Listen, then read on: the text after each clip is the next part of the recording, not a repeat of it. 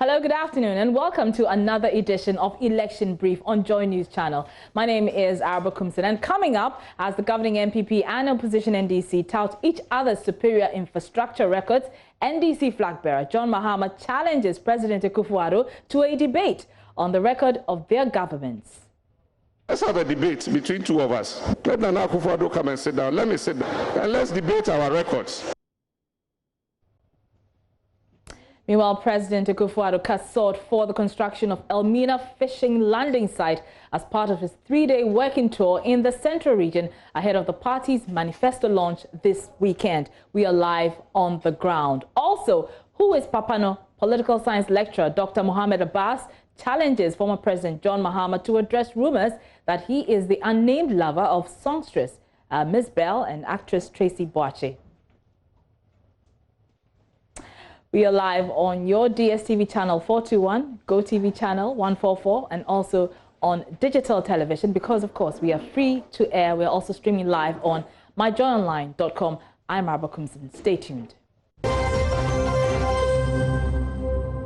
Thanks again for your company. Now, flag-bearer of the opposition NDC, John Dramani Mahama, has thrown a challenge to President Akufo-Addo to a debate on the record of their governments, especially infrastructure. It comes after Vice President Dr. Mahmoud Bawumia's data-driven presentation to argue that the Akufo-Addo administration has undertaken infrastructure projects in excess of 17,000. According to him, this is better than what was provided by the opposition NDC in its 8 years of office. But addressing residents in the K2 South constituency yesterday as part of his four-day tour of the Volta region, former President Mahama said a debate will bring a conclusion to the matter. But it's easy to settle the issue of infrastructure. After all, the president said this election is going to be an election of track records. Comparing his track record to my track record, we can settle it easily. Let's have a debate between two of us, the two presidents. Let Nana Akufo-Addo come and sit down. Let me sit down, and let's debate our records. So perhaps a debate between President Akufo-Addo and his predecessor, John Mahama, ought to be held because the controversy over which party has a superior record in infrastructure continues to rage. Earlier today, former Deputy Communications Minister Felix Kwakye Ofosu said the MPP does not have names to the infrastructural projects they claim to have built. According to him, they're just providing figures, which is different with the NDC. He spoke on the Super Morning Show. Aggregated projects. He is even talking about regional breakdowns. So Ashanti, 32 projects. Central, 14. We have actually published fully the exact name of the school where the project is taking place. So I'll give you a random example. So no, we are not interested. You see, this is where you hold on, honorable marking. Yes, Felix, go ahead. We've published a full list of schools. You yourself ascertained it. You verify the fact, and I'm telling you that we don't just do regional aggregates as he is requesting. We have actually gone a bit further to name the specific school. So I'll give you a random example. So you have what do you call it? There's a place at Amfuega Bume, or it's called Amfuega Bume EP Primary School. It's in Pandu. So construction of 6 new classroom block, office, store, and ancillary facilities completed. So we give an update. We give you the specific place where the school is located. And Afenyo is insisting that we should still provide an update. When we have done it already, he probably was unaware that we've done it. Again, every single project that is done by an agency. So even this one that I'm talking to you about, it is done by the Ministry of Education. Some of them are financed through Get Funds. Others too are financed through donor support. So they have a full list of everything they've done. Indeed, it's not the first time that we've published a full list. To do a value for money audit. Again, there's no basis for that. It's completely, really? Yes, it is completely false for Dr. Bawumia to claim that because the Kwame Nkrumah interchange cost a certain amount, all other interchanges, when you put them together, must cost that same amount. But the MPP MP for Efutu, Alexander Afenyo Marking, insisted the Akufo-Addo administration is second to none when it comes to infrastructure. He challenged the NDC to seek that data provided by government for proof. Infrastructure, we are second to none. They cannot match us. Now they are challenging us and saying that no, this is not true, we did better. If so, go back, maybe you can quickly, you are doing your manifesto. I expect their team to quickly put together for us to do the fact check and the help. We have given you the numbers. So tell us specifically that, yes, we are saying that chip compounds within 4 years, 243 completed. In your time, within 4 years of either Mahama or Mills, you did 1,000 completed. This is the only basis upon which...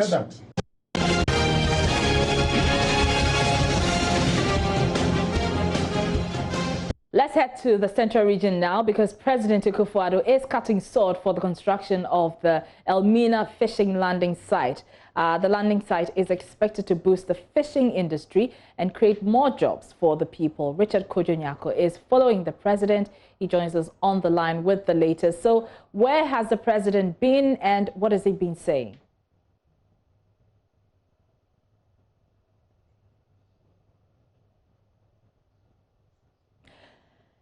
Kojo-Nyako, if you can hear me, we understand the president just cut the sword for the construction of a fishing landing site. What else has he been doing? Well, so the sword has already been cut by the president. We had a minister of fisheries. We also had the minister for works and housing. They are all going to collaborate to ensure that this project is executed promptly. And so the president is done. But what he indicated was that the fishing industry plays a very vital role in the GDP of the country, and they will do everything to provide the needed infrastructure and other resources to help the people that depend directly and indirectly on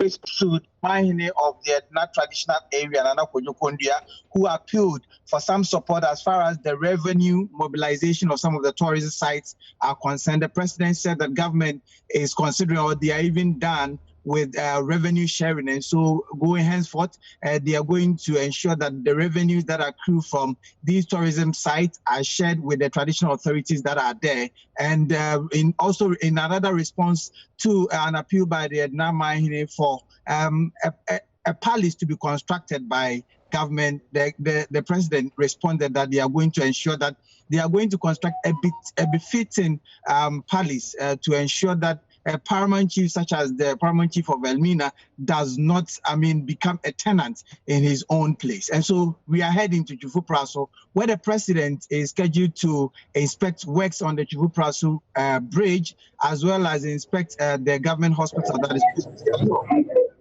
All right, Richard Kojo-Nyako is our Central Regional correspondent, bringing us that update there. Now, let's turn our attention on John Dramani Mahama's running mate, Professor Nana Jane Opoku-Agyeman, who's in the Bono region, where she will be campaigning for the next 2 days. She's expected to pay courtesy calls on traditional and religious leaders, other stakeholders, and identified groups, including artisans, traders, drivers, and the like. Precious Semevo is our man on the ground. He joins us via Zoom. Hello, Precious. What's the situation on the ground? Where has the running mate been to? Yes, Araba, as we speak, the Professor Nana Jane Opoku-Agyeman is currently at the palace, the Queen Mother of Wenchi Nana Twa Jampudu the third. They just finished with the introduction, where the General Secretary of the party just finished introducing the vice presidential candidate for John Dramani Mahama ahead of the general election come December. So that introduction has just taken place, and later she'll be given the opportunity to state what she has in mind as far as the Bono region is concerned. Now, apart from meeting the traditional leaders, she will also be meeting some stakeholders, including drivers, market women, as well as other identified or identifiable groups in Wenchi. That is where the tour, the 2-day tour, is actually starting. Now, from here, she'll be continuing from Tromso to Buoku to Tra, and then end the first day of the tour in Sunyani West constituency. Before tomorrow, she'll continue up to Doma, the 3 constituencies, and end up at Doma East. So currently, that is what is happening now. The professor is indeed in Wenchi for the 2-day official tour of the Bono region. Many thanks. Precious Semevo is our Bono regional correspondent. A lot of crisscrossing by the politicians. Let's turn our attention to the Oti region now, where national organizer for the NPP, Samia Uku, says the future of the party in that region is bright, considering the number of projects ongoing there. He says the NPP will push for development for the region in order to win the hearts of residents, making the region its second stronghold. Samia Uku made the remarks on the sidelines after he inaugurated a 31-member campaign team in Dambai on Tuesday. Correspondent Peter Senu has more in the following report. The national organizer of the new patriotic party, Samia Uku, says residents in the Oti region should consider ongoing infrastructural projects and retain the party in power for a second-term governance. According to him, the party would not relent on its efforts to bring development into the region. For us as a party, we are not going to give up on any region in this year's election. We are determined to take the campaign message of His Excellency Nana Addo Dankwa Akufo-Addo that we've chalked since 2017 to the Ghanaian people everywhere, in all the four corners of our country. Again, in the Oti region, they've been one of the biggest beneficiaries of the NPP administration's policies, be it the free SHS, be it the restoration of the teacher training allowance. In the Oti region itself, there are roads and construction. You can see contractors on site, on the various sites that we visited. Again, this is a region where they've also benefited from the planting for food and jobs. We believe that we won't sit at one place and expect that people will definitely just hear our message. It's important that constantly we remind the electorate of where we've come from. It had to take a good vote in 2016 to deliver all these goodies. The party currently has one seat in parliament. This, Samia Uku says, the party is doing its best to change the narrative come December 7 polls. He says there's hope in the region for the NPP, adding the manifesto to be launched on Saturday would be the game changer. The NPP is going to launch its manifesto on Saturday, and I'm sure flowing from that and from Monday that discussion will also start. And I can promise you that it is a manifesto that will once again also move Ghana to the next level and set us also properly. I can assure you that the NPP will gradually make the Oti region our second stronghold. We see a lot of prospects here. Really? We see a lot of prospects, and I tip the Oti region to be one of the regions that someday the NPP can strongly rely on for its electoral fortune. Meanwhile, a 31-member regional campaign team has been duly inaugurated with one of its core mandates as delivering the needed votes to retain the party in power and win more seats in the region. Peter Senu for JoyNews. You're still here on Election Brief with me, Araba Kunsun. Let's head up north because Minister for Inner Cities and Zongo Development, Dr. Mustapha Abdul Hamid, says the kind of developmental projects the NPP has undertaken in the Upper East region do not reflect the number of votes obtained by the party during elections. He argues that the tremendous projects initiated by the governing NPP far exceeds the ones done by the NDC. He's asking the electorate in the region to have a change of mind going into the December polls. Dr. Abdul Hamid was speaking at the launch of a 34-member regional campaign team for the Upper East region at Bolgatanga. The kinds of developments that the New Patriotic Party has undertaken in the Upper East region under President Ofosu and under President Akufo-Addo does not reflect the kinds of output that we get when it comes to an election.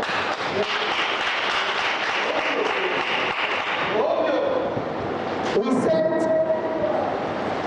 3 out of 15 members of parliament in this region to parliament. We sent 3. All 3 of them are ministers in Akufo-Addo's government. All 3 of them.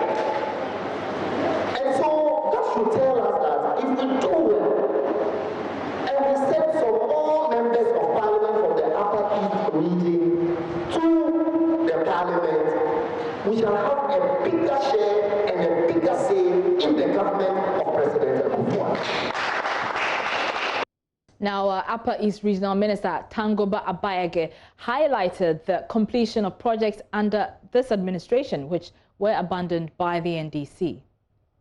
I'm looking for one legacy that John Mahama left in this region.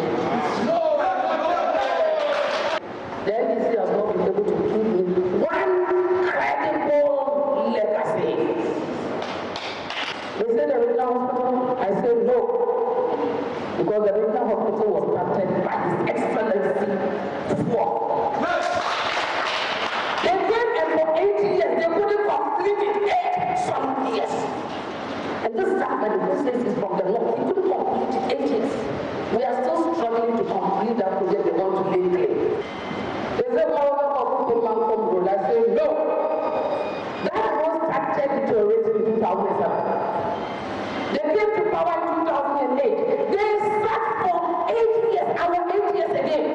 They couldn't complete up to 10%. We have taken it and we have done almost 50%. They want to take the money to 10%, they can take it. But if you have used 8 years to do 10%, and I have used less than 4 years to do almost 50%, I will take more.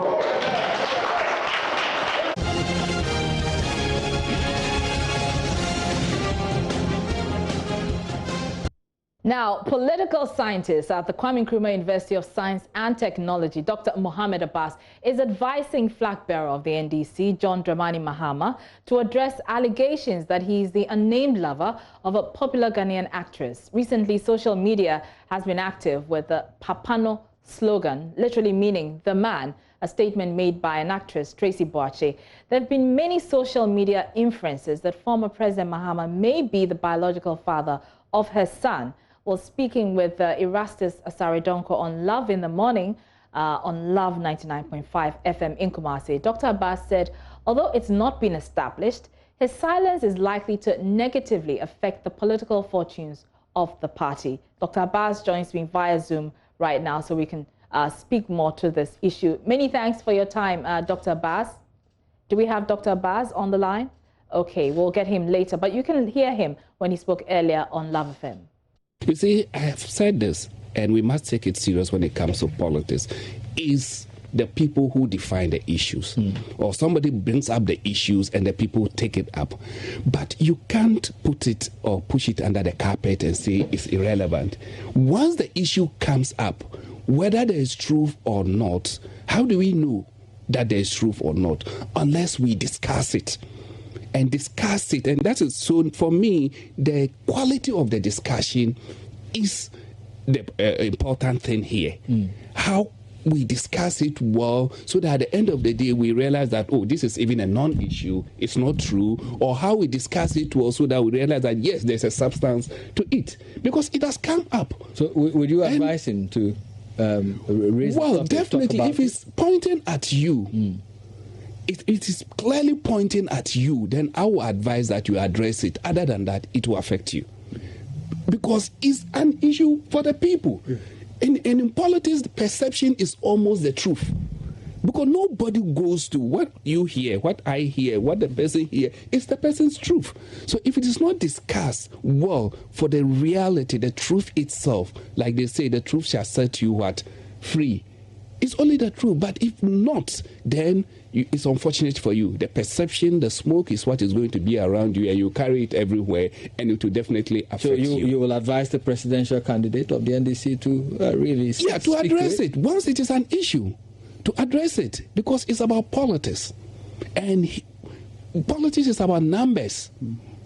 And when this thing is affecting you, and you know it's affecting you, then address it. And addressing it is the only thing that will set you free. Perhaps it will die out on it. Actually, Dr. Abbas joins me on the phone for more on this. Thank you for your time, Doc. Now, these are issues of morality. They don't reflect his style of governance. So why must he be compelled to address this issue? Thank you very much, and good afternoon to you and to your listeners. I don't think he must be compelled. I mean, the compulsion must rather come from he himself and the ambitions that he's aspiring for. In this particular case, we are talking about the public. I mean, if you like, the entire citizenry, because you are aspiring to serve them in a public position, which is a very reputable position. And over there, besides your core work, how you conduct yourself also matters in the eyes of the people. That is even not to mention the code itself, whether written or unwritten, that is expected of public officers. So when there is something that actually has the potential to affect this aspect of your work, then you will have to address it. Because if you don't address it, then it is going to interfere with your work. And that interference wouldn't be healthy for you. Let's talk about that interference you talk about. Is the silence on the matter in any way likely to affect his chances going into the elections? Because these are not what some will say are bread and butter issues. So how is this going to affect his campaign, if at all? It is not directly bread and butter. But as we say, first things first. You speak first to get the mandate of the people. That enables you to use whatever capacity you have to address their butter bread affairs. So you haven't gotten there yet. But this is very crucial because this is what will get you there. And when it comes to over here, as I said earlier, what really helps or can make you has to do with perceptions and misperceptions and how we address these things in a manner that will be favorable to you getting the mandate. So that is where we are first. We should separate the two.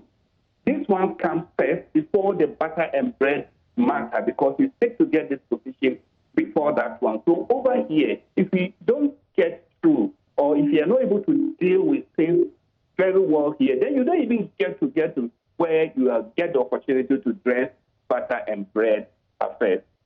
All right, that's Dr. Abbas. He's with the Political Science Department of the KUST in Kumasi. And speaking of the former president, as you know, he is in the Volta region where he is touring parts of that region. Ivy Setterji is our correspondent there. She joins us on the line with the very latest. Ivy, where is Mr. Mahama now and what's he been saying?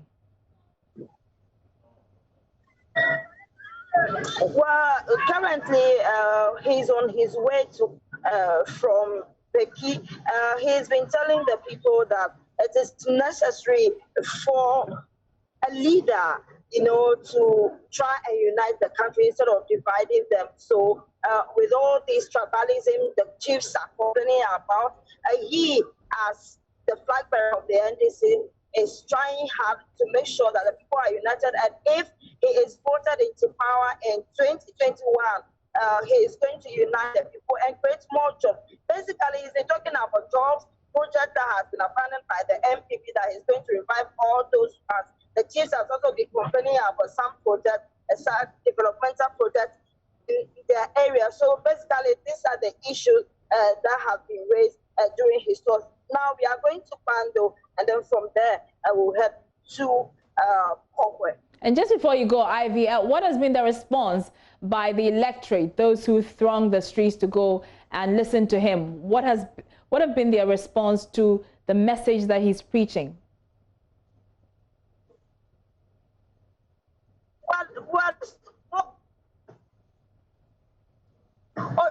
Yeah, so the civil they are waiting for him to come to power to see what he can do. Some of them said they believe they can change the situation. They are currently in. So they are waiting for 2020.